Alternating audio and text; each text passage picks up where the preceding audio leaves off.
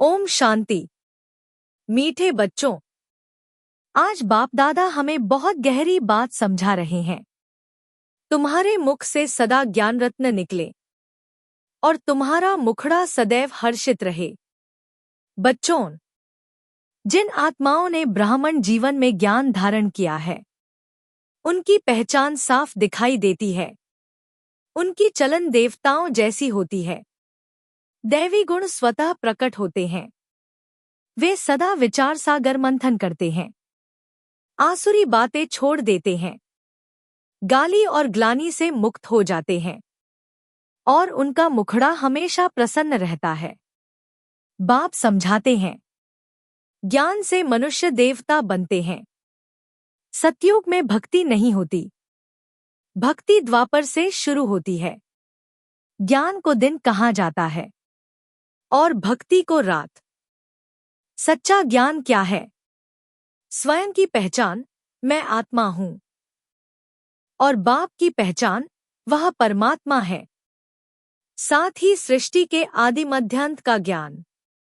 लेकिन बाप कहते हैं, सिर्फ समझ लेना काफी नहीं, दैवी गुण धारण करना ही प्रमाण है।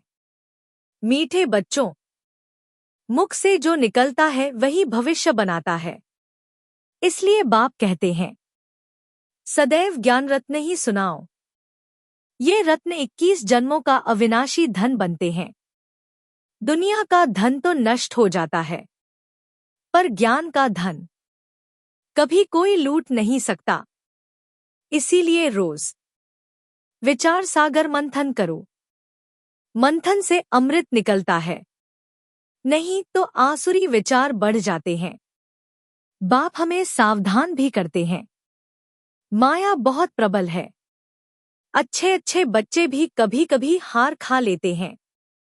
बार बार गिरने से पद कम हो जाता है। इसलिए अलर्ट रहो और अपना कनेक्शन मजबूत रखो। कनेक्शन किससे? अल्फ से, एक परमात्मा से। यही याद बादशाही दिलाने वाली है। अपने दिल में बार बार दोहराओ, मैं बाबा का हूं, बाबा मेरा है। इसी आधार से जीवन की नींव मजबूत होती है और समस्याएं स्वतः समाप्त होने लगती हैं। मीठे बच्चों, सेवा में कभी थकना नहीं है। उम्मीद रखो, उल्लास से आगे बढ़ते रहो। जो आज नहीं समझते, वे कल जरूर समझेंगे। यही सर्विस का शौक है।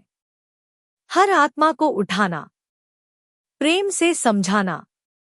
अंत में बाप दादा का संदेश है, बीज रूप स्थिति में स्थित रहो, शक्ति रूप बनो, पुराने संस्कार बदलो, बंधन मुक्त होकर जीवन मुक्त अवस्था का अनुभव करो।